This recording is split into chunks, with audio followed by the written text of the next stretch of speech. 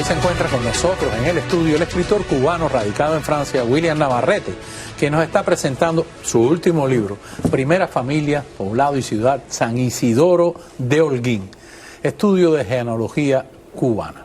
Pero William es además el autor de obras literarias como Fugas, que a mí me impactó, o Cuba, Patria y Música, y además de una serie de entrevistas y podcasts que se han vuelto tendencia en las redes sociales. Además tienes un mérito increíble, que es que eres de Miramar, del barrio mío. Vecinos. Vecinos de Miramar. William, bienvenido. Bueno, cuéntanos de este libro. Te has ido a San Isidoro de Holguín. Yo me quedé frío que era un hato, originalmente, de los hatos y corrales, aquellos que nos enseñábamos cuando eran niños, los realengos, hatos y corrales. Exactamente. Gracias por invitarme al programa. Holguín es un pueblo que se desgaja de Bayamo, que es una de las 3 primeras villas fundadas en Cuba. Estaba Baracoa, Santiago, Bayamo fue la tercera. Y luego, hacia el siglo XVIII, a principios del siglo XVIII, parece que hubo una sobrepoblación demográfica ahí en Bayamo, para la época, por supuesto, y decidieron fundar un poco más al norte lo que luego se convirtió simplemente en la ciudad de Holguín, pero que originalmente se llamaba San Isidoro de Holguín. De Holguín nos han llegado presidentes, dictadores. El último siglo político de Cuba, desde Batista en el 33 hasta el castrismo, e incluso los Díaz Valar en el exilio, vienen de Holguín. O sea que todo el poder político de Cuba de los últimos 100 años, o prácticamente 90 años, viene de Holguín. Imagínate tú, qué influencia hemos tenido. Pero ven acá, también hay un sentimiento, quizás no corroborado, de que Holguín, al estilo de Camagüey, eran pueblos de blanco, que no aceptaban el mestizaje de alguna forma. Sí, y en parte es cierto. O sea, igual que Camagüey, eran familias que se casaban entre ellos, entre primos, para no dividir la propiedad y las tierras. Llegas a una conclusión importante en el libro. Dice que muchísimos holguineros están emparentados sin saberlo. Todos están emparentados. O sea, los 400.000 holguineros de hoy día son todos... Tienen un antepasado común. Todos tienen...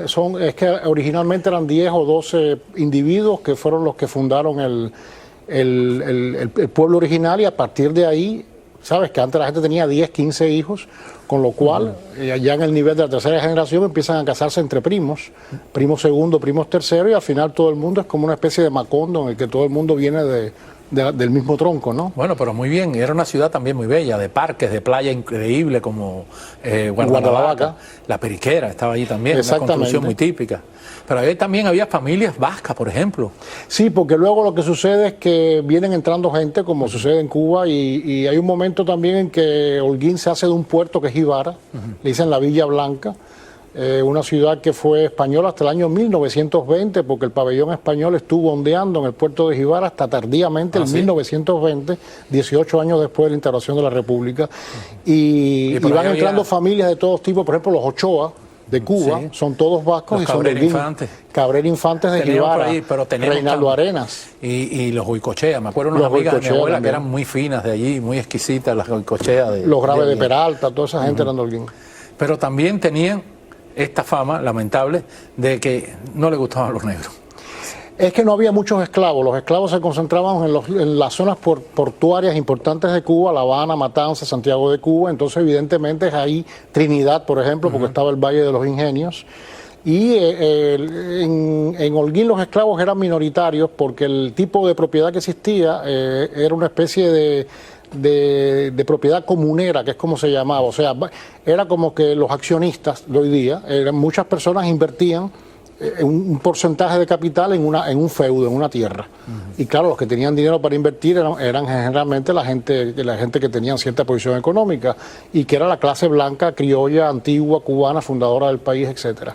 ¿Lograste encontrar los hilos conductores de las familias originales? Bueno, porque estoy en eso hace más de 40 años. O sea, desde antes de mi salida de Cuba, mi familia paterna es de Holguín, no es el caso de mi familia materna.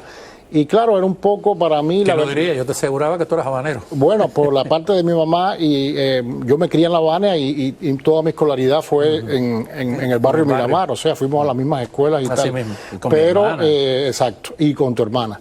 Pero en realidad la familia completa paterna es de esa zona de Holguín, y específicamente de un pueblo de Holguín que se llama Banes.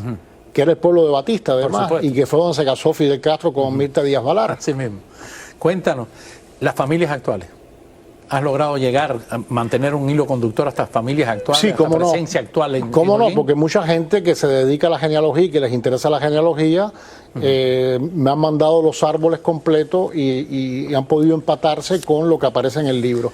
Pero en realidad lo que me interesa siempre y lo que más he trabajado en este tema es el siglo XVIII, que es un hueco en la historia de Cuba. Importantísimo. Claro, porque en Cuba no hay casi documentación sobre el siglo XVIII, el periódico empezó después, la literatura empezó después, o sea, Cuba es un lugar que llega tardíamente prácticamente a todo. Inclusive a la independencia. Sí, exactamente, y a la liberación de los esclavos Inclusive también. con Calixto García, que también era de por allá. Oye, Completamente. publicas en francés también. He escrito muchos libros en francés. Este libro, por ejemplo, que se llama Cuba, Patria y Música, que también está editado aquí en Miami, pero lo publicaste originalmente en Lo francés. publiqué en el año 2000 en París en francés y lo escribí directamente en francés. Lo que hice aquí fue una versión española para el editor Unos y Otros, que es Armando Nubiola. Y esta nueva faceta de William Navarrete como entrevistador, que te va muy bien, me gusta mucho lo que estás haciendo.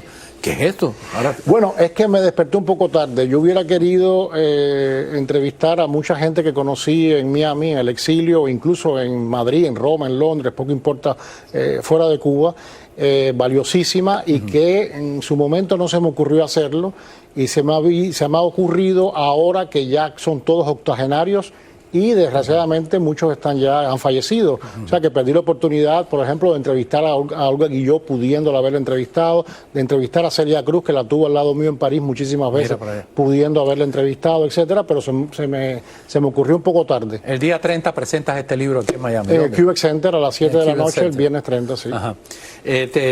No hiciste como Julián del Casal, tú sí llegaste a París, o sea, no viraste Y me quedé. y te quedaste. ¿Volverías a Cuba? No. Para nada. Bueno, si hubiera...